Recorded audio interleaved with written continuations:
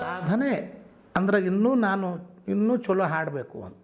ವಾಲ್ಮೀಕಿ ರಾಮಾಯಣವನ್ನು 3 ದಿನ ರಾತ್ರಿ ರಾಮಾಯಣ ಅವ್ರ ಬಾಯ್ಪಾಠ ಇರ್ತವ್ರಿಗೆ. ನಮ್ಮ ತಂದೆ ತಾಯಿಗೆ ಏನಿತ್ತು, ಒಬ್ಬ ನಾಟಕದ ಮಾಸ್ತರ್ ಆಗ್ತಿಲ್ಲ ಅಂತ ಹಿಂಗೆ ಅಡ್ಡಿಯಲ್ಲಿ ಒಂದು ಧ್ವನಿ ಚಲೋ ಅದ, ದೇಣಿಗೆ ಅದ ಇವಂಗೆ, ಇವನು ಚಂಚಲ ಅದಾನಂದ್ರು.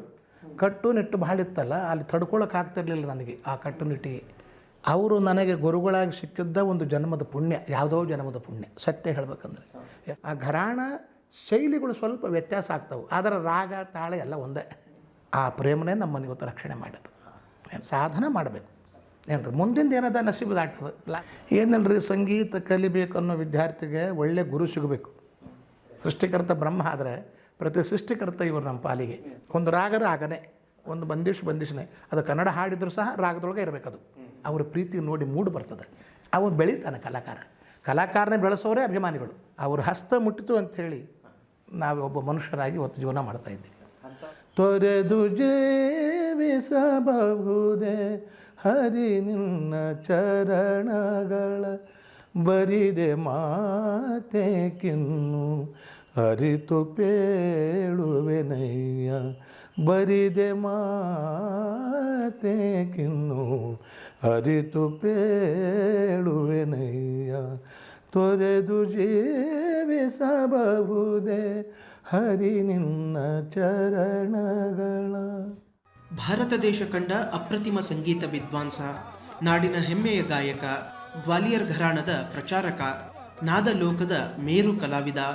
ಸಂಗೀತ ಸಾಧನೆ ಅಂಬರದಷ್ಟಾದರೆ ವ್ಯಕ್ತಿತ್ವ ಅತಿ ಸರಳ. ಪಂಡಿತ್ ಎಂ ವೆಂಕಟೇಶ್ ಕುಮಾರ್ ನಮ್ಮ ನಡುವಿನ ಸ್ಫೂರ್ತಿಯ ಚಿಲುಮೆ. ಮೂಲತಃ ಬಳ್ಳಾರಿಯ ಲಕ್ಷ್ಮೀಪುರದ ಇವರು ಜನಪದ ಕಲೆಯ ಹಿನ್ನೆಲೆಯವರು.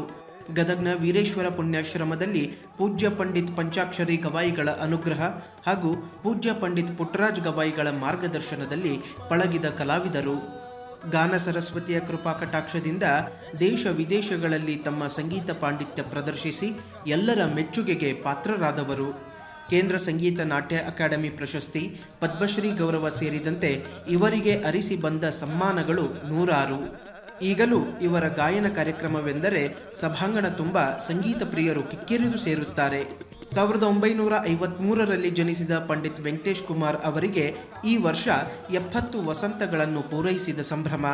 ಹೊಸದಿಗಂತ ಡಿಜಿಟಲ್ನ ಸಮಸ್ತ ವೀಕ್ಷಕರ ಪರವಾಗಿ ಅವರಿಗೆ ಶುಭಾಶಯ ಕೋರುತ್ತಾ ಈ ಶುಭ ಸಂದರ್ಭದಲ್ಲಿ ಅವರ ಜೀವನ ಸಾಧನೆಯ ಒಂದಿಷ್ಟು ಮಜಲುಗಳನ್ನು ಅವರ ಮಾತಿನಿಂದಲೇ ಕೇಳಿ ತಿಳಿಯೋಣ.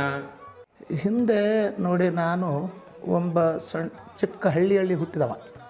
ನಮ್ಮ ಊರು ಬಹಳ ಸಣ್ಣ ಹಳ್ಳಿ, ಬಳ್ಳಾರಿ ಹತ್ತಿರ ಲಕ್ಷ್ಮೀಪುರ ಅಂಥೇಳಿ ಚಿಕ್ಕ ಹಳ್ಳಿ ಅದು. ಅಲ್ಲಿ ಆಗಿನ ಕಾಲಕ್ಕೆ ಒಂದು 18ರಿಂದ 20 ಮನೆಯ ಊರದು ಅಷ್ಟೆ.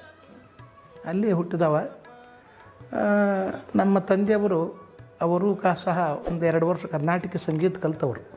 ನಮ್ಮ ಮನೆತನದೊಳಗೆ ಆ ಸಾಂಸ್ಕೃತಿಕ ಅನ್ನೋದು ಒಂದು ಯಾವಾಗಲೂ ಸಂಗೀತ, ನಾಟಕ ಮತ್ತು ಬಯಲಾಟ.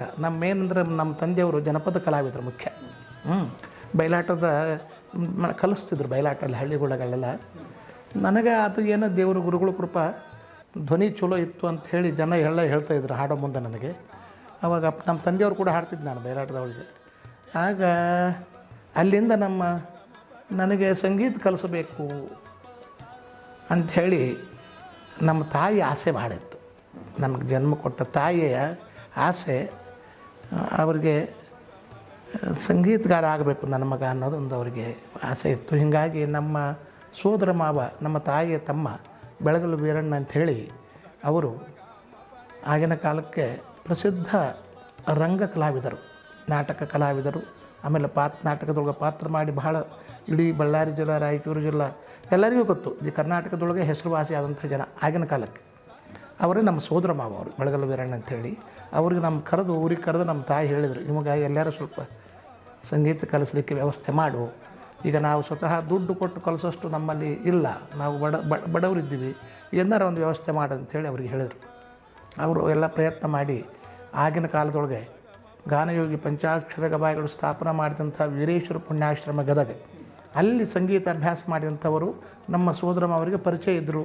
ಆಗಿನ ಕಾಲಕ್ಕೆ ಅವರು ನಾಗನಗೌಡ, ಸಿರಿಗೆರೆ, ಮದರಿಯ ಮರಿಸ್ವಾಮಿ ಅಂಥೇಳಿ ಅವ್ರನ್ನ ಸಂಪರ್ಕ ಮಾಡಿಕೊಂಡು ಅವ್ರನ್ನ ಅವರೊಟ್ಟಿಗೆ ನಾನು ನನ್ನ ಕರ್ಕೊಂಡು ನಮ್ಮ ತಾಯಿ ತಂಗಿಯ ಮಗ ಇದ್ದರು ಇನ್ನೊಬ್ಬರು, ಅವ್ರನ್ನೂ ಕರ್ಕೊಂಡು ನಾನು, ನಮ್ಮ ತಂದೆ, ನಮ್ಮ ತಾಯಿ, ನಮ್ಮ ಸೋದರ ಮಾವ ಅವರಿಬ್ಬರು ಬಂದ್ವಿ. ಕರ್ಕೊಂಡು ಬಂದು ನಾನು ಸೇರಿಸ್ಲಿಕ್ಕೆ ಗದಿಗೆ ಗುರುಗಳ ಹತ್ರ ಬಂದ್ವಿ. ಅದು ಶ್ರಾವಣ ಮಾಸ 1967-68ನೇ ಇಸ್ವಿ. ನಮ್ಮ ಗುರುಗಳು ಶ್ರಾವಣದೊಳಗೆ ಎಲ್ಲಿ ಹೊರಗಡೆ ಪ್ರವಾಸಕ್ಕೆ ಹೋಗೋದಿಲ್ಲ, ಅವ್ರಿಗೆ ಅನುಷ್ಠಾನ ಇರ್ತದೆ ಆ ವೇಳೆಗೆ. ಪುಟ್ಟರಾಜ ಗವಾಯಿಗಳದ್ದು ಅನುಷ್ಠಾನ 1.5 ತಿಂಗಳು ಆ ಜಾಗ ಬಿಟ್ಟು ಬೇರೆ ಎಲ್ಲಿ ಹೋಗೋದಿಲ್ಲ ಅವ್ರು ನೇಮ ಮಾಡಿ ಕೊನೆಯವರೆಗೂ ಹಾಗೆ ಪಾಲಿಸ್ಕೊಂಡು ಬಂದರು. ಆ ವೇಳ್ಯಕ್ಕೆ ಶ್ರಾವಣ ಇತ್ತು, ನಾವು ಹೋದ ವೇಳ್ಯಕ್ಕೆ ಶ್ರಾವಣದೊಳಗೆ ಸಾಯಂಕಾಲ ಅವರು ಗದ್ದಿಗೆ ಪೂಜೆಗೆ ದರ್ಶನಕ್ಕೆ ಹೋಗೋರು ಅಲ್ಲಿಗೆ ಕರ್ಕೊಂಡು ಹೋದ್ರು ನಮ್ಮನ್ನು. ಅಲ್ಲೇ ಇದ್ದರು, ಅಲ್ಲೇ ದರ್ಶನ ಮಾಡಿಸಿದ್ರು, ಎಲ್ಲ ಪರಿಚಯ ಹೇಳಿದರು ಅವ್ರ ಶಿಷ್ಯರು ಹಿರಿಯರು. ಹೌದಾ, ಆಯಿತು, ಏನು ಕಲಿಬೇಕಂತಿದ್ದಾರೆ ಅಂದರು. ಗಾಯನ ಕಲಿತಾರೆ, ಗಾಯನ ಕಲಿಬೇಕು. ಹೌದಾ, ಹಂಗಾರೆ ಹಾಡು ನನ್ನ ಕಡೆಯಿಂದ ಒಂದು ಹಾಡು ಹಾಡಿಸಿದ್ರು. ಹಾಡಿದ ಕೂಡಲೇ ಏನೋ ಗುರುಗಳು ಪ್ರೀತಿ ಅನಿಸ್ತು. ಅಡ್ಡಿಯಲ್ಲಿ ಒಂದು ಧ್ವನಿ ಚಲೋ ಅದ, ದೇಣಿಗೆ ಅದ ಇವ ಚಂಚಲ ಅದ ಅಂದರು ನಕ್ಕೊಂತ. ಆಮೇಲೆ ಯಾವ ಹಾಡು ಹಾಡಿದ್ರಿ ಅವಾಗ? ನಾನು ಅದನ್ನು ನೆನಪು ಮಾಡಿಕೊಳ್ಳೋಕೆ ಒಂದು ನಾಟಕದ ಹಾಡೋದು, ರಾಗ ಹಮೀರ್ ಅನ್ನೋದು ಅಷ್ಟೇ ಗೊತ್ತೈತಿ, ಅದರದ್ದು ಶಬ್ದ ನೆನಪಿಲ್ಲ. ಹಮೀರ್ ರಾಗ ಅನ್ನೋದು ಗೊತ್ತದು. ಹಾಡಿದೆ, ಶುದ್ಧ ಕ್ಲಾಸಿಕಲ್ದೊಳಗೆ ಇತ್ತದು. ಅವಾಗೆಲ್ಲ ನಾಟಕದ ಪದಗಳು ಅವು ರಂಗಗೀತೆಗಳು ಅಂತಾರಲ್ಲ, ಅವೆಲ್ಲ ಶಾಸ್ತ್ರೀಯ ಸಂಗೀತ ಆಧಾರನೇ ಇತ್ತು ಏನ್ರಿ. ಹಿಂಗಾಗಿ ಹಾಡಿದೆ, ಅಡ್ಡಿಲ್ಲ, ಚಲೋ ಅದ, ಒಂದು ದೇಣಿಗೆ ಅದ ಇವಾಗ. ಆಯ್ತು ಬಿಡ್ರಿ, ನಮಗೆ ಆಶ್ರಮದ ನಿಯಮ $101 ರೂಪಾಯಿ ಒಬ್ಬೊಬ್ಬರಿಗೆ ಕೊಡಬೇಕು. ಮತ್ತು ಅವ್ರು ಏನು ಕಲಿತಾರೆ ವಾದ್ಯ ತೊಗೊಂಬರ್ಬೇಕು. ಅವರಿಗೆ ವಸ್ತಿಗೆ ಎಲ್ಲ ವ್ಯವಸ್ಥೆ ಇರ್ತದೆ ಇಲ್ಲಿ. ಅವ್ರು ಉಡೋ ಬಟ್ಟೆ ಯೂನಿಫಾರ್ಮ್ ಇರ್ತಾವೆ. ಆಮೇಲೆ ಅವನ್ನ ಇಟ್ಕೊಳ್ಳೋಕ್ಕೆ ಏನಾರ ಒಂದು ಇದು ಸಹ ಟ್ರಂಕನೋ ಅಥವಾ ಏನಾರ ಸೂಟ್ ಕೇಸು, ಹಾಗೆ ಸೂಟ್ ಕೇಸ್ ಇದ್ದಿಲ್ಲ ಅವಾಗ, ಟ್ರಂಕ್ ಕಡಿಮೆ ಸೂಟ್ ಕೇಸದ್ದು. ವಿದ್ಯಾರ್ಥಿಗಳೆಲ್ಲ ಟ್ರಂಕೇ ಈಗಲೂ ಉಪಯೋಗ ಮಾಡ್ತಾರೆ. ಆಮೇಲೆ ಟ್ರಂಕು ಅಂತೆಲ್ಲ 2 ಇಂಥವೆಲ್ಲ ವ್ಯವಸ್ಥೆ ಮಾಡ್ಕೊಂಬರ್ಬೇಕು ಅಂದ್ರೆ ಅವರು. ಆಯ್ತು ರೀ, ಮಾಡ್ಕೊಂಡು ಬರ್ತೀವಿ, $101 ರೂಪಾಯಿ ಕೊಡ್ಬೇಕು ಒಬ್ಬರಿಗೆ ಅಂದರು. ಇಲ್ಲ, ಬಡವರು ಅದರ ಬುದ್ಧಿ, ಅವರು ಭಾಳ ಅಷ್ಟೇ ಮಾಡ್ಕೊಳ್ಳೋದ ದೊಡ್ಡ ವ್ಯವಸ್ಥೆ ಅವ್ರು ಕಠಿಣಗ.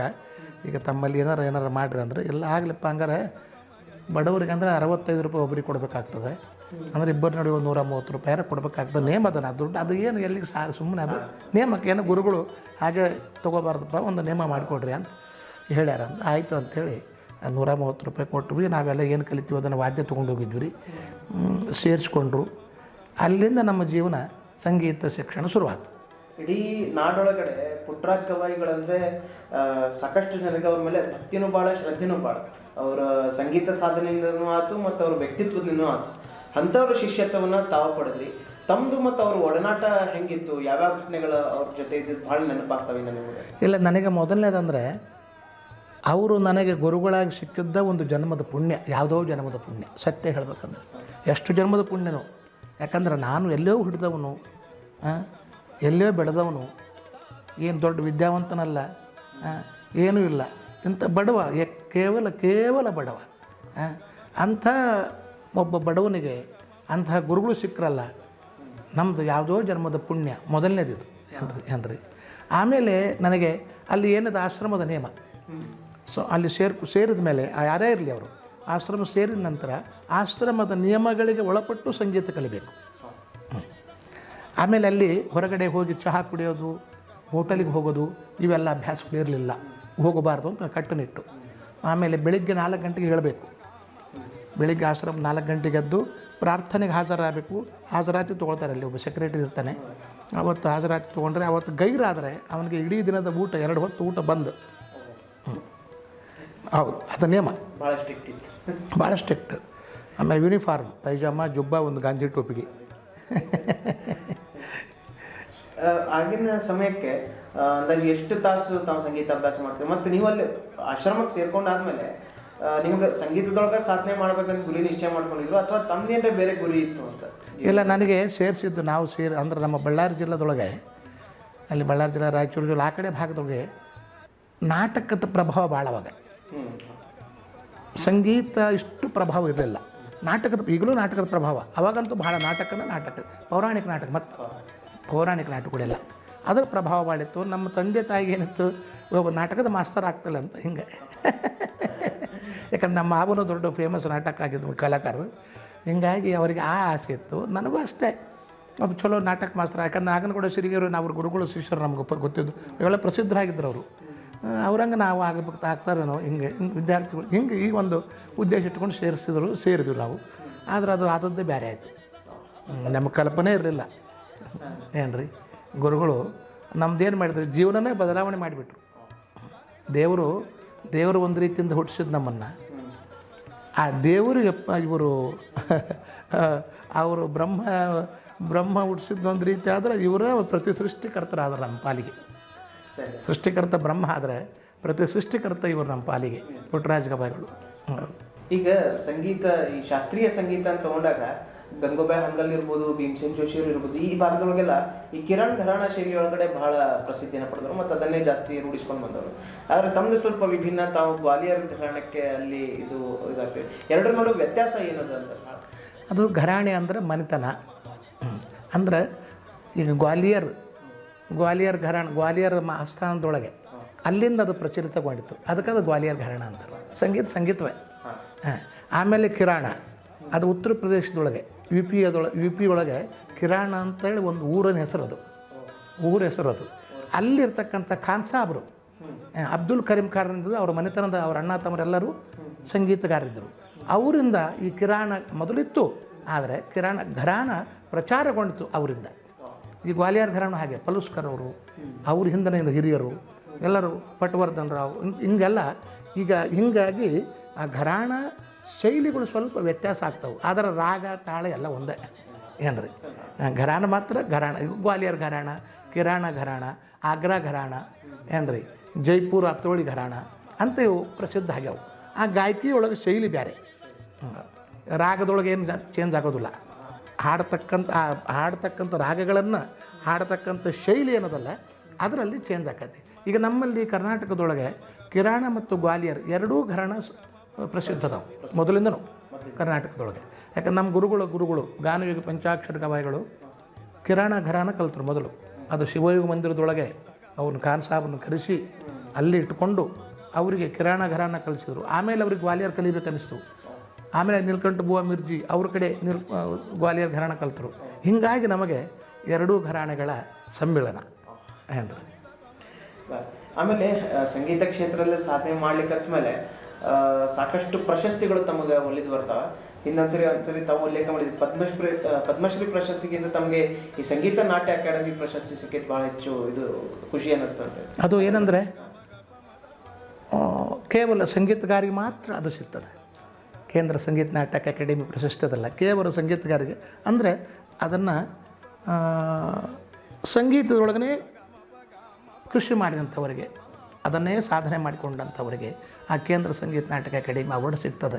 ಅದು ಬಹಳ ಅದು ಎಲ್ಲರಿಗೂ ಗೊತ್ತು, ಸಂಗೀತಗಾರಿಗೆ ದೊಡ್ಡ ಗೌರವ ಅಲ್ಲ. ಪದ್ಮಶ್ರೀರಿಗೂ ಅದರದ್ದು ಗೌರವ ಅದಕ್ಕಿದೆ ಇದೆ. ಅದು ಆಯಾ ಕ್ಷೇತ್ರಗಳಿಗೆ, ಆಯಾ ಕ್ಷೇತ್ರದಲ್ಲಿ ಹೆಸರು ಮಾಡಿದ ಎಲ್ಲರಿಗೂ ಅದು ಸಿಗ್ತದೆ. ಅದು ಇದು ಸಂಗೀತದ ಮಾತ್ರ, ಕೇವಲ ಸಂಗೀತಗಾರಿಗೆ ಮಾತ್ರ ಸಂಗೀತ ನಾಟಕ ಅಕಾಡೆಮಿದು.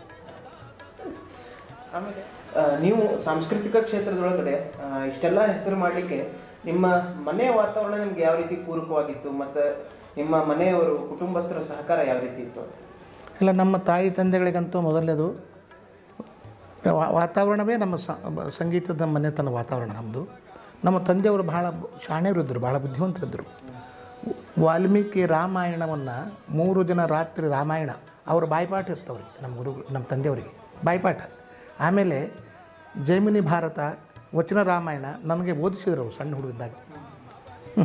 ಸೋಮೇಶ್ವರ ಶತಕ 3 ಗ್ರಂಥಗಳನ್ನು ಓದಿಸಿದ್ರು ನಮ್ಮ ಮನೆಯೊಳಗಿದ್ವು. ಏನು ಅದರದ್ದು ನಮಗೆ ಬಹಳ ಲಾಭ ಆಯಿತು ತಂದೆಯಿಂದ. ಅದು ಆ ವಿಷಯದೊಳಗೆ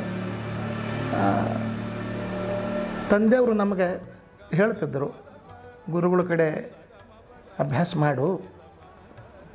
ಮಾಡು, ಚಲೋ ವಿದ್ಯಾವಂತನಾಗಪ್ಪ, ನಮಗೆ ಅಷ್ಟೇ ಸಾಕಂತ ಅವರು ನಮ್ಮ ಮನೆಗೆ. ಮತ್ತು ಆಮೇಲೆ ಅಲ್ಲಿ ಆಶ್ರಮದ ಸೇರಿದ ಮೇಲೆ ಅಲ್ಲಿ ಕಟ್ಟುನಿಟ್ಟುಗಳು ಭಾಳ, ಅಂದ್ರೆ ನೆನಪು ಮಾಡ್ಕೊಳ್ಳೋದು ಇವೆಲ್ಲ ಕಟ್ಟುನಿಟ್ಟು ಭಾಳ ಇತ್ತಲ್ಲ, ಅಲ್ಲಿ ತಡ್ಕೊಳ್ಳೋಕೆ ಆಗ್ತಿರ್ಲಿಲ್ಲ ನನಗೆ ಆ ಕಟ್ಟುನಿಟ್ಟಿಗೆ. 1 ಸರಿ 2 ಸರಿ 3 ಸರಿ ಹೋದೆ, ಕೇಳ್ದೆ ಹೋದೆ. ಒಮ್ಮೆ ಹಗಲೆಲ್ಲ ಅಲ್ಲಿ ವರ್ಷದಾಗ 2 ಸರಿ ಹೋಗ್ಬೇಕು ಊರಿಗೆ, ಭಾಳ ಅಂದರೆ ಒಮ್ಮೆ ಸೇರಿದ ಮೇಲೆ ನಮಗೆ ಕಷ್ಟ. ಇದಕ್ಕೆ ಏನು ಕಟ್ಟುನಿಟ್ಟಿಗೆ ತಡ್ಕೊಳ್ಳೋಕ್ಕಾಗದೇ ಇದ್ದ ಓಡಿ ಹೋಗವ. ನಾನು ಹೇಳ್ದೆ ಏನಾರು ಹೇಳೋದು ನಮ್ಮ ತಾಯಿಗೆ ಆರಾಮಿಲ್ಲ, ತಂದೆಗೆ ಆರಾಮಿಲ್ಲ, ಅವ್ರಿಗೆ ಹಿಂಗೆ ಅಂತೇಳಿ. ಆಮೇಲೆ ಒಮ್ಮೆ ನಮ್ಮ ಗುರುಗಳು ಹೇಳಿದ್ರು, ಹೋಗ್ಬೇಡಂಗೆ, ಹಗಲೆಲ್ಲ ಹೋದ್ರೆ ನೀನು ಕಲ್ತಂಗೆ ಆಕತ್ತಪ್ಪ. ಹಗಲೆಲ್ಲ ಹೋದ್ರೆ ನೀವು ಕಲಿತೀರೇನು, ಏನು ಹಂಗೆ ಮಾಡಬೇಡ್ರಿ, ಏನಾಗೋದಿಲ್ಲ, ಹೋಗಬೇಡ ಹೋಗ್ರಿ ಅಂತ. ಆಯ್ತು ಅಂತ ಹೇಳಿದೆ. ಆಮೇಲೆ ಒಮ್ಮೆ ಹೋಗೇಬಿಟ್ಟೆ, ಪೂರಾ ಕಡೆ ಒಂದು 3 ತಿಂಗಳು ಹೋಗೇಬಿಟ್ಟೆ. ಆಮೇಲೆ ನಮ್ಮ ಗುರುಗಳು ವಿಶೇಷ ಅಂದರೆ, ಗುರುಗಳು ಒಬ್ಬ ಹಿರಿಯ ಶಿಷ್ಯನ ಕರೆದು ಅವ್ರ ಇರ್ತಕ್ಕಂಥ ದುಡ್ಡನ್ನು ಅವ್ರಿಗೆ ಕೊಟ್ಟು ನಮ್ಮೂರಿಗೆ ಕಳಿಸ್ಯಾರ ನಾನು ಕರ್ಕೊಂಬರ್ಲಿಕ್ಕೆ. ಅದು ಬಹಳ ವಿಶೇಷ ಅದ ಏನ್ರಿ. ಅದ ನಮ್ಮ ಭಾಗ್ಯ, ಅದ ಪುಣ್ಯ, ಅದ ಪ್ರೇಮ, ಅವ್ರ ಪ್ರೇಮ. ಏನಾದ್ರು ನಾ ಇವತ್ತೊಬ್ಬ ಮನುಷ್ಯ 4 ಜನರ ಹಂಗೆ ಬದುಕ್ತಿದ್ದೀನಿ ಅಂದರೆ ಆ ಪ್ರೇಮನೇ ನಮ್ಮನ್ನು ಇವತ್ತು ರಕ್ಷಣೆ ಮಾಡಿದ್ರು ಏನ್ರಿ. ಮನೆಯೊಳಗೆ ಯಾವುದೇ ನೀವು ಒಂದು ವಿದ್ಯೆಯನ್ನಾಗಲಿ, ಒಂದು ವ್ಯವಹಾರದೊಳಗಾಗಲಿ ನೀವು ಕಷ್ಟಪಟ್ಟು ಮುಂದೆ ಬರಬೇಕಂದ್ರೆ ಮನೆಯವ್ರ ಸಹಕಾರ ಭಾಳ ಅಗತ್ಯ. ತಮಗೆ ಗೊತ್ತಿದ್ದ ಹಾಗೆ ಅಲ್ಲಿ ಸಹಕಾರ ಸಿಗಲಿಲ್ಲ ಅಂದರೆ ಮನುಷ್ಯನಿಗೆ ಭಾಳ ಕಠಿಣ ಆಗ್ತದೆ, ಏನೋ ಹೋಗಿ ಏನೋ ಆಗ್ತದೆ ಅಲ್ವೇ. ಹಾಗೆ ನನಗೆ ಆ ರೀತಿ ಒಳಗೆ ನನಗೆ ನಮ್ಮ ಮನೆಯವರು, ನಮ್ಮ ತಾಯಿ ತಂದೆ ಮೊದಲನೇದು, ಆನಂತರ ನನ್ನ ಧರ್ಮಪತ್ನಿ ಏನ್ರಿ, ಎಲ್ಲ ಜವಾಬ್ದಾರಿ ನಿಭಾಯಿಸಿದ್ರು ಅವರು. ಮಕ್ಕಳು ನನಗೇನು ಸುಮ್ಮನೆ ಹೋಗೋನು ಬರೋನು, ದುಡ್ದಿದ್ದ 4 ದುಡ್ಡು ಅವ್ರ ಕೈ ಕೊಡೋನು ಅಷ್ಟೇ. ಬಿಟ್ಟರೆ ಮತ್ತು ನಾನು ಬೆಳಿಗ್ಗೆ ಎಲ್ಲಿ ಹೋಗ್ಬೇಕು, ಏನು ಹೇಳ್ಬೇಕು, ಬರೀ ಇದರೊಳಗೆ ಈಗಲಾದರೂ ಅಷ್ಟೇ. ಅದಕ್ಕೆ ನನ್ನ ಜವಾಬ್ದಾರಿಗಿಂತ ನಮ್ಮ ಮನೆಯವರು ಮನೆತನ ನಡೆಸ್ಕೊಂಡು ಹೋದರು. ನಾನು ಹೊರಗೆ ಅವರು ಒಳಗೆ. ಕುಟುಂಬಸ್ಥರ ಸಹಕಾರ ನಿಮಗೆ ತುಂಬ ರೀ. ಇಲ್ಲಾಂದ್ರೆ ಕಷ್ಟ ಆಗ್ತದೆ ರೀ. ಅಲ್ಲ ಮಕ್ಕಳಿಗೆ ಶಾಲೆ ಕರ್ಕೊಂಡು ಹೋಗೋದ್ರಿಂದ ಹಿಡಿದು ಮಕ್ಕಳ ಯೋಗಕ್ಷೇಮ ಎಲ್ಲ ನೋಡ್ಕೊಂಡ್ರೆ ಅವರೇ. ಇವತ್ತಿನವರೆಗೂ ನನ್ನ ಮಕ್ಕಳು ಮೊಮ್ಮಕ್ಕಳಾಗ್ಯವ ನಮಗೆ. ಆದರೆ ಅವ್ರ ತಾಯಿ ಕಡೆನೇ ಏನಾರ ವಿಚಾರ, ನಮ್ದು ಏನಿಲ್ಲ, ಸುಮ್ಮನೆ ಹ್ಞೂ ಅಂದ್ರೆ ಹ್ಞೂ ಅಂದ್ರೆ. ತಮ್ಮ ಸಂಗೀತ ಪರಂಪರೆ ಮುಂದೆ ತಮ್ಮ ಮಕ್ಕಳಿಗೆ ಮೊಮ್ಮಕ್ಕಳಿಗೆ ಒಂದು ಮುಂದುವರಿತಾ ಇದ್ದಾನೆ ಹೇಗೆ? ಇಲ್ಲ, ನಾನು ಮಕ್ಕಳಿಗೆ ಕಲಿಸ್ಬೇಕಂತ ಪ್ರಯತ್ನ ಮಾಡಿದೆ ಮೊದಲು, ಸುಮಾರು ವರ್ಷದಿಂದ, ಈಗ ಒಂದು 25-30 ವರ್ಷದಿಂದನೇ. ಆಮೇಲೆ ವಿಚಾರ ನಮ್ಮ ಹೆಣ್ಮಕ್ಳು ಮನೆಯವರು ಹೇಳ್ತಾಯಿದ್ರು, ಖರೆ ಅವ್ರು ಚಲೋ ಸಂಗೀತ ಕಲ್ತರು ಏನಾರು ಉದ್ಧಾರ ಆಗ್ತಾರೆ. ಮತ್ತು ಆ ಕಡೆನೂ ಇಲ್ಲ ಈ ಕಡೆನೂ ಇಲ್ಲ ಅಂದ್ರೆ ಏನು ಮಾಡೋದು, ಬೇಡ ಸುಮ್ಮನೆ ಸಾಲಿ ಕಲಿಸ್ಬಿಡೋಣ, ನೋಡೋಣ ಅವ್ರು ಬೇಕಾದ್ರೆ ಮುಂದೆ ಅವರ ದೈವದೊಳಗಿತ್ತಂದು ಸಂಗೀತಕ್ಕೆ ಬರ್ತಾರೆ ಅವರೇ, ಅದಲ್ವೇ ತಾನೇ ಹೇಳ್ಕೊಂಡು ಬರ್ತದೆ ಅಂಥೇಳಿ ನಾವು ಆ ಉದ್ದೇಶ ಇಟ್ಕೊಂಡು ಕೇಳ್ತಾರೆ ಮಕ್ಕಳು. ಗುರುಗಳ ಕೃಪದಿಂದ ಅದು ಸಂಸ್ಕಾರ, ಅವರ ಆಶೀರ್ವಾದ, ಮೇಲಿನ ಮೇಲೆ ಗುರುಗಳ ದರ್ಶನಕ್ಕೆ ಹೋಗ್ತಿರ್ತಾರೆ ಬರ್ತಿರ್ತಾರಲ್ಲ, ಆ ಸಂಸ್ಕಾರ ಏನು ನಡೆದದ ಏನಿಲ್ಲ ಅಂತ ಅವ್ರ ಮೇಲೆ ಪರಿಣಾಮ ಆಗ್ಯದ.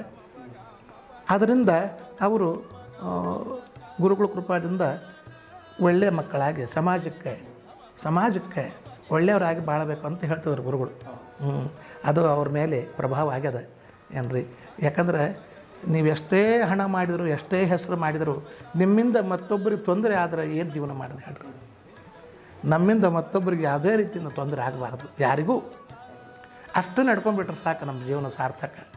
ಹಾಗೆ ನಮ್ಮ ಗುರುಗಳ ಕೃಪದಿಂದ ಆ ಮಕ್ಕಳು ಹಾಗೇ ಇದ್ದಾರೆ. ನಮ್ಮ ಮನೆಯವ್ರದ್ದು ದೊಡ್ಡ ಸಾಧನೆ ಅದಕ್ಕೆ.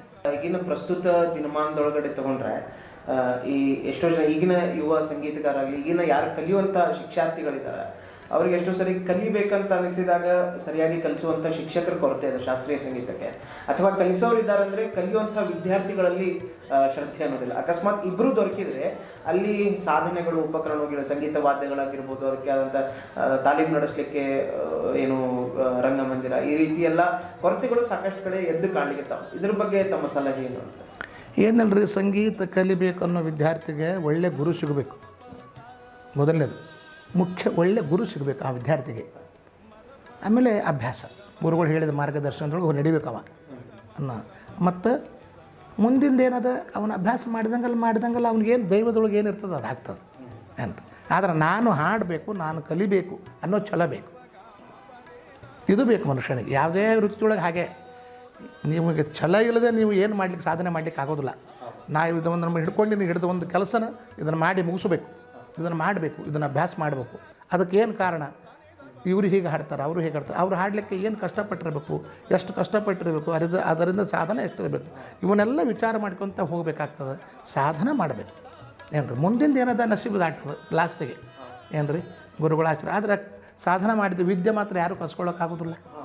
ವಿದ್ಯಾವಂತನೇ, ಅವನಿಗೆ ಎಲ್ಲಿಯೂ ಗೌರವ ಇದ್ದೇ ಇರ್ತದೆ. ವಿದ್ಯಾವಂತ ಇವತ್ತು ಬಂದರೆ ಈಗ ಪ್ರಶಸ್ತಿ ಸಿಕ್ಕವ್ರಿಗೆ ಕೊಡೋದು ಗೌರವ, ವಿದ್ಯಾವಂತರಿಗೆ ಗೌರವ ಇಲ್ಲ. ಎಲ್ಲರಿಗೂ ಅವ್ರಿಗೆ ಪ್ರಶಸ್ತಿ ಸಿಕ್ಕವ್ರಿಗಿಂತಲೂ ಅವನಿಗಿಂತ ಅವನು ಕಲಿಸಿದ ಗುರುವನಿಗೆ ಪ್ರಶಸ್ತಿ ಸಿಕ್ಕಿರೋದಿಲ್ಲ, ಕಲಿಸಿದ ಗುರುವಿಗೆ. ಆದರೆ ಅವ ಗುರು ಎಲ್ಲರೂ ಅವನಿಗೆ ನಿಂತು ಅವನಿಗೆ ಇದನ್ನು ಕೊಡಬೇಕು, ಗೌರವ ಕೊಡಬೇಕು. ಆ ವಿದ್ಯೆನೇ, ವಿದ್ಯೆಗೆ ಗೌರವ ಇದ್ದೇ ಇದೆ ಯಾವಾಗಲೂ ಏನ್ರಿ. ಆದರೆ ಕಲಿಬೇಕು ಅನ್ನೋ ಛಲ ಬೇಕು. ಮತ್ತು ಈಗ ಯಾರು ಶಿಕ್ಷಾರ್ಥಿಗಳು ಈಗ ಯಾರು ಕಲೀಲಿಕ್ಕೆ ಅಂತ ಹೇಳಿ ಬರ್ತಾರ ಸಂಗೀತ ಕ್ಷೇತ್ರದೊಳಗಾಯ್ತು ಅಥವಾ ಗಾಯನ ಕ್ಷೇತ್ರದೊಳಗಡೆ ಆಯ್ತು, ಎಲ್ಲರೂ ಈಗಿನ ಯುವ ಪೀಳಿಗೆ ಅಥವಾ ಈಗಿನ ಮಾನಸಿಕತೆ ಹೆಂಗಂದ್ರೆ ನಾನು ರಾತ್ರೋರಾತ್ರಿ ಒಬ್ಬ ದೊಡ್ಡ ಗಾಯಕ ಆಗಬೇಕು, ರಾತ್ರೋರಾತ್ರಿ ಒಂದು ದೊಡ್ಡ ಸ್ಟಾರ್ ಆಗಬೇಕು, ಈ ಒಂದು ಮಾನಸಿಕತೆ ಒಳಗೆ ಒಂದು 2-3 ಖಾಸಗಿ ವಾಹಿನಿಯೊಳಗೆ ಈ ರೀತಿ ರಿಯಾಲಿಟಿ ಶೋಗಳಿಗೆ ಹೋಗಿ ಬಂದರೆ ನಾನು ಪ್ರಸಿದ್ಧ ಆಗ್ತೇನೆ ಅನ್ನೋ ಆ ಒಂದು ಮಾನಸಿಕತೆ ಭಾಳ ಅಂಥವರಿಗೆ ತಮ್ಮ ಸಲಹೆ ಏನು ಅಂತ? ಇಲ್ಲ, ಇದು ಏನದ ಇರ್ತದೆ. ಈಗ ಹಾಡು ಬಾರಿಸೋರಿಗೆ ಈಗಿನ ಮತ್ತೊಬ್ಬರಿಗೆ ಟಿ ವಿಗಳು ಇದ್ರೊಳಗೆ ಮಾಧ್ಯಮದೊಳಗೆ ಪೇಪರ್ನೊಳಗೆ ಬಂದ ಕೂಡಲೇ ಇದು ನಾವು ಹಂಗೆ ನಂದು ಬರಬೇಕು ಹೆಸರು, ನಾನು ಹಿಂಗೆ ಬೆಳಕಿಗೆ ಬರಬೇಕು ಅಂತ ಇದ್ದೇ ಇರ್ತದೆ. ಅದು ಇರಬೇಕು, ತಪ್ಪೇನಿಲ್ಲ. ಆದರೆ ಅದರ ಹಿಂದೆ ಸಾಧನೆ ಬೇಕು. ಸಾಧನೆ ಮಾಡಿದರೆ ನೀವಿದ್ದಲ್ಲಿ ಆ ಪ್ರಚಾರ ಬರ್ತದೆ. ನೀವಿದ್ದಲ್ಲಿ ಬರೋದಕ್ಕೆ ನಾವು ಅದನ್ನು ಅರಿಸ್ಕೊಂಡು ಹೋಗೋದಕ್ಕೂ ವ್ಯತ್ಯಾಸ ಅದ. ಈ ಪ್ರಶಸ್ತಿನೂ ಹಾಗೆ, ನಾವಾಗಿ ಪ್ರಯತ್ನ ಮಾಡಿ ಪ್ರಶಸ್ತಿ ತಗೊಳ್ಳೋದು ಬೇರೆ, ನಮ್ಮ ಸಿದ್ಧಿಗೆ ಆ ಪ್ರಶಸ್ತಿ ಬರ್ತದಲ್ಲ ಅದರ ರೀತಿಯೇ ಬೇರೆ. ಹಾಗೆ ಅದು ಅಷ್ಟೇ ಏನ್ರಿ. ಆಮೇಲೆ ತಾವು ಕೂಡ ಕಾಲೇಜ್ ಒಳಗಡೆ ಸಂಗೀತ ಶಿಕ್ಷಕರಾಗಿ ಕಾರ್ಯನಿರ್ವಹಿಸಿದ್ರಿ. ಈ ಮುಖ್ಯವಾಗಿ ಸಂಗೀತ ಕಲೀಲಿಕ್ಕೆ ಅದು ವಾದ್ಯ ಸಂಗೀತ ಆಗಿರ್ಬೋದು ಅಥವಾ ಗಾಯನ ಸಂಗೀತ ಆಗಿರ್ಬೋದು, ಇಲ್ಲಿ ಈ ಔಪಚಾರಿಕ ಶಿಕ್ಷಣದ ಮೂಲಕ ಕಲ್ತ್ರೆ ಒಳ್ಳೇದು, ಅಂದರೆ ಕಾಲೇಜು, ಯೂನಿವರ್ಸಿಟಿ, ಈ ಮಾರ್ಕ್ಸ್ ಕಾರ್ಡು, ಅಸೈನ್ಮೆಂಟ್ ಈ ರೀತಿ ಕಲ್ತ್ರೆ ಒಳ್ಳೇದು, ಅಥವಾ ಹಿಂದಿನ ಪದ್ಧತಿ ಒಳಗೆ ತಾವು ಕಲ್ತಂಗೆ ಗುರು ಪರಂಪರೆ ಒಳಗಡೆ ಹಾಗೆ ಹಿಂದಿನ ಕಾಲದಿಂದ ಎಲ್ಲ ಶಿಕ್ಷಣ ನಡ್ಕೊಂಡ್ಬಂತದ್ದು, ಹಂಗೆ ಸಂಗೀತವನ್ನು ಈ ಗುರು ಪರಂಪರೆ ಒಳಗಡೆ ಕಲ್ತ್ರೆ ಒಳ್ಳೇದು, ಅಂದರೆ ಔಪಚಾರಿಕ ಶಿಕ್ಷಣ ಒಳ್ಳೇದು ಅಥವಾ ಗುರು ಪರಂಪರೆಯಲ್ಲಿ ಕಲ್ತ್ರೆ ಬಹಳ ಒಳ್ಳೇದು? ಅಂದರೆ ಇದಕ್ಕೆ ಗುರುಕುಲ ಸಿಸ್ಟಮ್ ಅಂತೀವಿ ನಾವು. ಈ ಗುರುಕುಲ ಸಿಸ್ಟಮ್ದೊಳಗೆ ಕಲಿಯೋದು ಸಂಗೀತ ಮೂಲ. ಆಮೇಲೆ ಅದಕ್ಕೆ ಏನಾಗ್ತದೆ, ಈ ಸಾರ್ವಜನಿಕ ಶಿಕ್ಷಣ ಪದ್ಧತಿ ಕಲಿತ ನೀವು ಬಿ ಮ್ಯೂಸಿಕ್ಕು ಮಾಡ್ಬೋದು, MA ಮ್ಯೂಸಿಕ್ಕು ಮಾಡಬಹುದು. ಯಾಕಂದ್ರೆ ಅವು ಬೇಕಾಗ್ತವೆ ಈಗಿನ ಕಾಲಕ್ಕೆ ಜೀವನ ಮಾಡಲಿಕ್ಕೆ, ಆಧಾರ ಬೇಕಲ್ಲ ಕಾಯ್ವಿಧಾನ. ಒಬ್ಬ ಹುಡುಗ ಬಡವ ಸಂಗೀತ ಕಲಿಯಕ್ಕೆ ಶುರು ಮಾಡಿದ ಏನ್ರಿ, ಗುರುಕುಲದೊಳಗೆ ಕಲಿತು ಶುರು ಮಾಡಿದ ಅಂತ ತಿಳ್ಕೊಡ್ರಿ, ಅವನಿಗೆ ಮುಂದೆ ದೊಡ್ಡವನಾದ್ಮೇಲೆ ಎಲ್ಲಿ ಹೋಗ್ಬೇಕವ, ಏನು ಮಾಡೋದು ಅವನ ಯಾಕಂದ್ರೆ ಸಂಗೀತನೇ ಕಲ್ತಿರ್ತಾನವ, ಬೇರೆ ಏನು ಕೆಲಸ ಮಾಡೋದು ಗೊತ್ತಿಲ್ಲ, ಅವನು ಮುಂದಿನ ಜೀವನ ಹೇಗೆ. ಅದಕ್ಕೆ ಸಾರ್ವಜನಿಕ ಶಿಕ್ಷಣ ಪದ್ಧತಿಯೊಳಗೆ ಅದಕ್ಕೆ ಮಾಡಿದ್ದಾರೆ ಅವರೆಲ್ಲ. MA music, B music, PhD, ಈ ಕರ್ನಾಟಕ ಸರ್ಕಾರದ ಜೂನಿಯರ್, ಸೀನಿಯರು, ವಿದ್ವತ್ತು ಇವನ್ನೆಲ್ಲ ಗುರುಕುಲದೊಳಗೆ ಕಲಿತ್ಕೊಂತ ಇವನ್ನೆಲ್ಲ ಮಾಡ್ಕೋಬೋದು. ಇವನ್ನೆಲ್ಲ ಮಾಡಲಿಕ್ಕೆ ಸಾಧ್ಯತೆ ಇದೆ ಏನು. ಆದರೆ ಇದಕ್ಕೆ ಹೇಳೋದು ನಾನು ಏನಂತ ಹೇಳಿದ್ ನಿಮಗೆ ಮೊದಲೇ ಹೇಳಿ, ತಾವು ಕೇಳಿದ ಪ್ರಶ್ನೆ ಹೇಳಿದ್ದು, ನಾನು ಮಾಡಬೇಕು, ಕಲಿಬೇಕು, ಒಬ್ಬ ಕಲಾಕಾರನ ಆಗಬೇಕನ್ನೋ ಛಲ ಬೇಕು ಅವನಿಗೆ. ಇದು ಬಹಳ ಮುಖ್ಯ. ಆಮೇಲೆ ಈಗಾಗಲೇ ಸುದೀರ್ಘ ತಮ್ಮ 70 ವರ್ಷಗಳ ಜೀವನ ಪಯಣದೊಳಗಡೆ ಸಾಕಷ್ಟು ಸಂಗೀತ ಕ್ಷೇತ್ರದಲ್ಲಿ ಸಾಧನೆಯನ್ನು ಮಾಡಿದಿರಿ, ದೊಡ್ಡ ದೊಡ್ಡ ವೇದಿಕೆಗಳಲ್ಲಿ ಕಾರ್ಯಕ್ರಮ ಕೊಟ್ಟಿರಿ. ಇನ್ನು ಮುಂದಿನ ಹಂತದೊಳಗಡೆ ತಮ್ಮದು ಏನಾದರೂ ಇನ್ನೂ ಪ್ರಮುಖವಾದಂಥ ಏನಾದರೂ ಗುರಿ ಇದೆಯಾ, ಅಥವಾ ಇಂಥದ್ದೊಂದು ಆಗಬೇಕು, ಇಂಥದ್ದೊಂದು ಕಾರ್ಯ ಆಗಬೇಕು ಅನ್ನೋದು ಏನಾದರೂ ಮನಸ್ಸಿನಲ್ಲಿದೆ ಅಂತ? ಇಲ್ಲಿ ನನಗೆ ಸಾಧನೆ ಅಂದ್ರೆ ಇನ್ನೂ ಚಲೋ ಹಾಡಬೇಕು ಅಂತ ನನ್ನ ಮನಸ್ಸಿನಾಗಿದ್ದದ್ದು. ಪ್ರಾಮಾಣಿಕವಾಗಿ ಹೇಳ್ಬೇಕಂದ್ರೆ ಇನ್ನೂ ಚಲೋ ಹಾಡ್ಬೇಕಪ್ಪ, ಇನ್ನೂ ಚಲೋ ಹಾಡಬೇಕಂದ್ರೆ ಏನು ಮಾಡಬೇಕು, ಅಭ್ಯಾಸ ಮಾಡಬೇಕು, ಆ ಕಡೆ ಲಕ್ಷ್ಯ ಕೊಡಬೇಕು. ಯಾವಾಗಲೂ ತಲೆಯೊಳಗೆ ಅದೇ ತಿರುಗ್ತಾ ಇರಬೇಕು. ನಾವು ಏನು ಹಾಡಬೇಕು, ಏನಿಲ್ಲ, ಏನು ಹಾಡಬಾರ್ದು, ಏನು ಹಾಡಿದೆ, ಏನು ಹಾಡಬೇಕಿತ್ತು, ಇವನ್ನೆಲ್ಲ ಯಾವಾಗಲೂ. ಯಾಕಂದ್ರೆ ಅದು ಹಾಗಿರಲೇಬೇಕದು ಏನ್ರಿ. ನಮಗೆ ಆಗೋ ಗುರುಗಳ ಕೃಪಾಶೀರ್ವಾದದಿಂದ ಒಂದು ನೌಕರಿ ಅಂತೂ ಸಿಕ್ತು ಧಾರವಾಡಕ್ಕೆ ಏನ್ರಿ. ಹೆಣ್ಮಕ್ಳು ಟ್ರೈನಿಂಗ್ ಕಾಲೇಜ್ನೊಳಗೆ 9 ವರ್ಷ ಸರ್ವಿಸ್ ಮಾಡಿದೆ. ಆಮೇಲೆ KCDಗೆ 23 ವರ್ಷ ಸರ್ವಿಸ್ ಮಾಡಿದೆ. ಆ ನೌಕರಿ ಸಿಗಲಿಲ್ಲ ಅಂದರೆ ನಮಗೆ ಭಾಳ ಕಷ್ಟ ಆಗ್ತಿತ್ತು. ಅದು ಅವ್ರ ಕೃಪಾಶೀರ್ವಾದ. ನನ್ನಂಥವ್ರಿಗೆ ನಿಮಗೆ ಹೇಳ್ತೀನಿ, ಗದಗ ಆಶ್ರಮ ಸ್ಥಾಪನೆ ಮಾಡಿದ ಮೇಲೆ ನನ್ನಂಥ ಬಡ ವಿದ್ಯಾರ್ಥಿಗಳು ಉದ್ಧಾರ ಆಗಿದ್ದ ಅವರಿಂದ. ಎಲ್ಲ ಹಳ್ಳಿಯಿಂದ ಬಂದವರು. ಮತ್ತು ಅಲ್ಲಿ ಎಲ್ಲ ಧರ್ಮದ ಮಕ್ಕಳಿಗೆ ಶಿಕ್ಷಣ ಕೊಟ್ಟರು. ಅಲ್ಲಿ ಅವರು ಇವರು ಅಂತ ಏನೂ ನೋಡಲಿಲ್ಲ ಅವರು. ಎಲ್ಲ ಯಾರ ಹತ್ರ ದೇಣಿಗೆ ಅದೇ, ಯಾರ ಹತ್ರ ಅದು ಗಿಫ್ಟ್ ಮಕ್ಕಳಲ್ಲಿ ಅವ್ರನ್ನ ಪ್ರೀತಿ ಮಾಡಿದರು, ಕಲಿಸಿದರು. ಸಂಗೀತದ ಜೊತೆಗೆ ಸಂಸ್ಕಾರ ಕೊಟ್ಟರು. ಗುರುಗಳ ಕಡೆ ಹೇಗೆ ನಡ್ಕೋಬೇಕು, ಗುರು ಹಿರಿಯರಂದ್ರೆ ಏನು, ಆಮೇಲೆ ನಿನ್ನ ನಡೆ ನುಡಿ ಹೇಗಿರಬೇಕು. ಬರೀ ಸಂಗೀತ ಹಾಡೋದು ಬೇರೆ, ಆ ಹಾಡಿಗೆ ನಿನ್ನ ಜೊತೆಗೆ ನಿನ್ನ ವ್ಯಕ್ತಿತ್ವ ಹೇಗೆ ರೂಪ ಮಾಡ್ಕೋಬೇಕು ಅದನ್ನು ಅವರು ಕಲಿಸ್ತಾರೆ ಆಶ್ರಮದೊಳಗೆ. ಇದು ಬಹಳ ಅಪರೂಪ ಸಿಗೋದು ಈ ಇದೇನದ. ಯಾಕಂದ್ರೆ ಅವ್ರು ನೋಡಿಬಿಟ್ರೆ ಎಂಥ ಕ್ರೂರಿ ಇದ್ದವನು ಸೌಮ್ಯನಾಗಿಬಿಡ್ತಾನೆ, ಅಂಥ ದೊಡ್ಡವರು ಅವರು. ಈಗ ನಮಗೇನು ಗೊತ್ತಿತ್ತು ಹೇಳ್ರಿ, ಏನು ಗೊತ್ತಿರಲಿ, ಅಂಥದ್ದು ಏನು ಇಲ್ಲ. ಎಲ್ಲೇ ಹುಟ್ಟಿವಿ, ಎಲ್ಲೇ ಬೆಳೆದ್ವಿ, ಅವ್ರ ಹಸ್ತ ಮುಟ್ಟಿತು ಅಂಥೇಳಿ ನಾವು ಒಬ್ಬ ಮನುಷ್ಯರಾಗಿ ಇವತ್ತು ಜೀವನ ಮಾಡ್ತಾಯಿದ್ದೀವಿ. ಅಂಥವ್ರ ಆಶೀರ್ವಾದ ಪಡೆದು ತಾವು ಸೌಭಾಗ್ಯ ಅದು. ದೊಡ್ಡ ಭಾಗ್ಯ. ಅದನ್ನೇ ಹೇಳಿದ್ದು ನಾನು. ಅದನ್ನು ಅವ್ರು ನಮ್ಮ ಗುರುಗಳಾಗಿ ಸಿಕ್ಕಿದ್ದೆ ಒಂದು ದೊಡ್ಡ ಭಾಗ್ಯ. ಸರ್, ಕೊನೆಯದಾಗಿ ತಮ್ಮ ಅಭಿಮಾನಿಗಳಿಗೆ ತಾವೇನಾದರೂ ಸಂದೇಶ ಕೊಡಿಸ್ಬೇಕಂತ? ಅಭಿಮಾನಿಗಳು ನಮಗೆ ಇಷ್ಟೆಲ್ಲ ಪ್ರೀತಿಯಿಂದ ನೋಡ್ತಾರೆ ರೀ. ಅವರ ಮತ್ತು ರಾಜ್ಕುಮಾರ್ ಸರ್, ನಮ್ಮ ನಟ ಸಾರ್ವಭೌಮ ರಾಜ್ಕುಮಾರ್ ಅವ್ರು ಹೇಳ್ಯಾರಲ್ಲ, ಅಭಿಮಾನಿಗಳೇ ನಮ್ಮ ಮನೆ ದೇವರು ಅಂತೇಳಿ. ನಮ್ಮ ದೇವರು ಅಭಿಮಾನಿಗಳು ಅಂತ. ಯಾಕಂದ್ರೆ ಅವರು ಪ್ರೀತಿ ಮಾಡೋದಕ್ಕೆ ನಮಗೆ ಅಲ್ಲಿ ಯಾವಾಗ ನಾವು ಕಾರ್ಯಕ್ರಮಕ್ಕೆ ಹೋದಾಗ ಅವರ ಅಭಿಮಾನ ನೋಡಿ ಸಂಗೀತ ನಮ್ಗೆ ಹಾಡೋಕ್ಕೆ ಆಗದೇ ಇದ್ದರೂ ಮತ್ತು ಇನ್ನೊಂದು ಸ್ವಲ್ಪ ಹೊತ್ತು ಹಾಡಬೇಕು ಅನ್ನಿಸ್ತದೆ. ಆಮೇಲೆ ಅವ್ರು ನೋಡಿ ಮೂಡ್ ಬರ್ತದೆ, ಅವ್ರ ಪ್ರೀತಿ ನೋಡಿ ಮೂಡ್ ಬರ್ತದೆ. ಅವ್ರು ಬೆಳೀತಾನೆ ಕಲಾಕಾರನೇ ಬೆಳೆಸೋರೇ ಅಭಿಮಾನಿಗಳು. ಇಲ್ಲಂದ್ರೆ ಹೇಗೆ ಅವ್ರು ಬೆಳೆಸ್ತಿದ್ರೆ ಬೆಳಿತಾನೆ ಹೇಗೆ ಇವ? ಅದಕ್ಕೆ ಹಿಂದೆ ಗುರು ಬೇಕು, ಮುಂದೆ ಗುರಿ ಬೇಕು ಅಂತ.